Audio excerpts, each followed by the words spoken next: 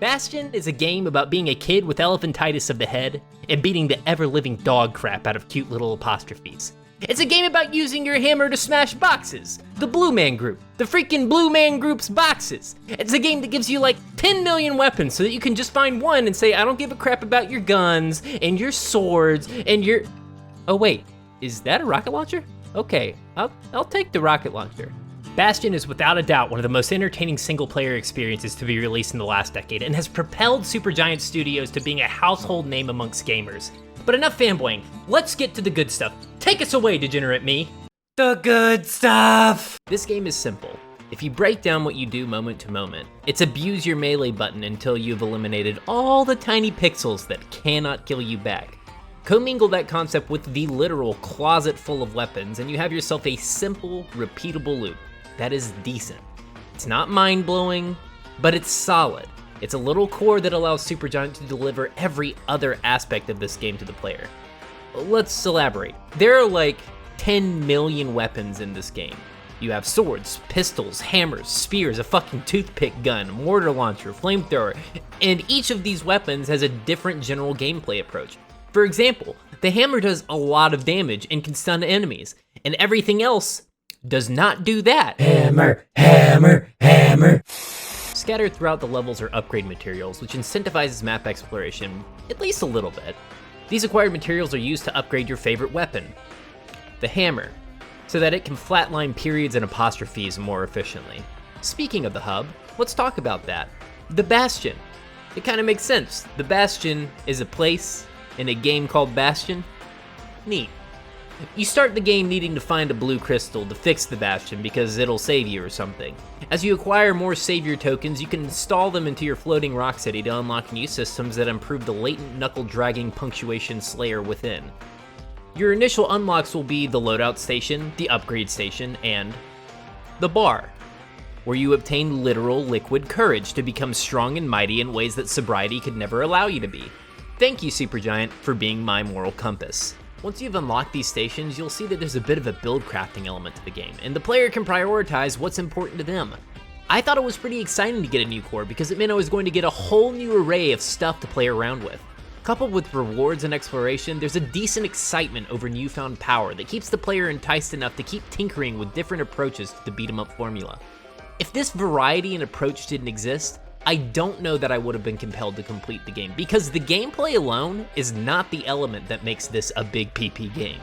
What makes this a big PP game are all the world-building details that have been lovingly placed in the world by the developers. Let me make this very clear.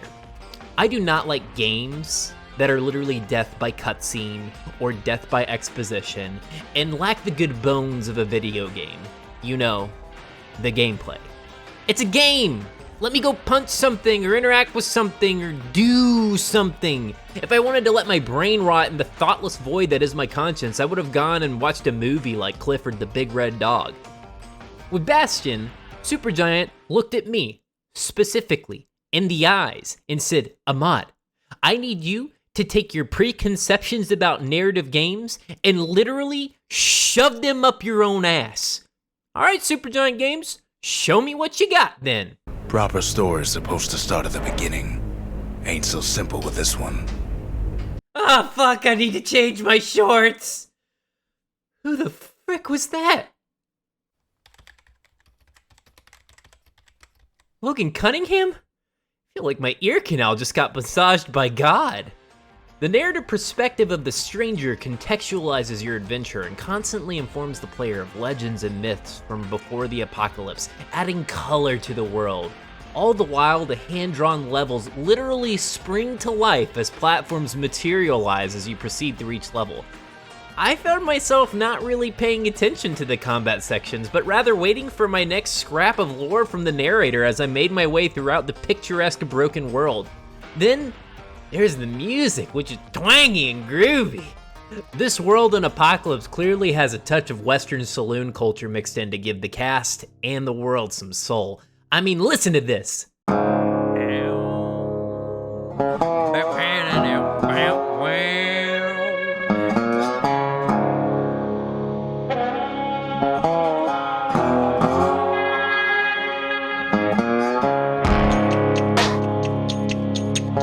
And the cast! Aside from the narrator, you meet a whole variety of characters who reveal the history of the ruined world and make it feel lived in.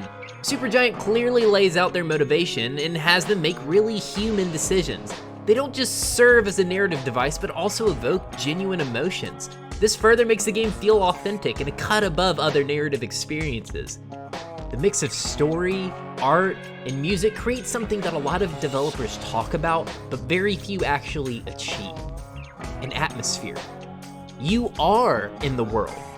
I was the kid with the abnormally large skull. I dragged my knuckles across the desperate wilds of desolate hell I used to call home. Everyone I met, everything I killed, and everything I found was me. I was absorbed. And while the game starts off pretty lighthearted, you know, with the whole world being destroyed thing, it puts the player in a position where they have to ask themselves some tough questions. The game gets a little dark. This is what makes the game a big PP game. So the gameplay is decent. The atmosphere is amazing. Game must be perfect, right? Right? No. The bad stuff! Thank God the weapon missions are not in the main story, because these literally made me want to pull my fucking eyes out. They were so tacked on that I found myself wishing that they had just put more collectibles in the open world rather than inflicting these crappy minigames on the player. And it's a little bewildering because the games are like, shoot the target. Actually, that's pretty much it. It's all variants on shoot the target, except for the hammer game, which is smash the stuff, and that is the best minigame, without a doubt. I'm glad that this is optional content because I had no interest in grinding through shoot the target to reach some insane first place timer or score threshold. Fucking son of a bitch! In a game that is so articulate and thoughtful, it's jarring to run into any piece of content that feels tacked on. These side missions are the only thing that turned me off to this game. Except for the hammer game, which is a smash room therapy that we all need after genociding the Apostrophe Kingdom. Conclusion! I feel that gamers should have a repertoire of single-player experiences. And of those experiences, some of those should have stories to add some creases to those beautifully smooth processing centers we all call a brain.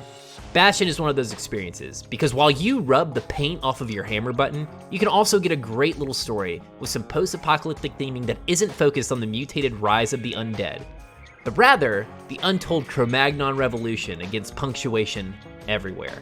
The atmosphere of the world is something to be celebrated and should be experienced by anyone who plays games. I would pay $30 for this game. And guess what? Once again, the developer gives you a steal for the game because it's $15 on Steam. Wow. Everyone say thank you to SuperGiant for making an excellent game. And Apostrophes, say thank you to me for not making you bite the curb before I beat your skull in. Thanks everyone for watching the video. Be sure to like and subscribe if you enjoyed the content, and let me know in the comments what your favorite SuperGiant game is. Thanks guys, and I'll see you in the next one.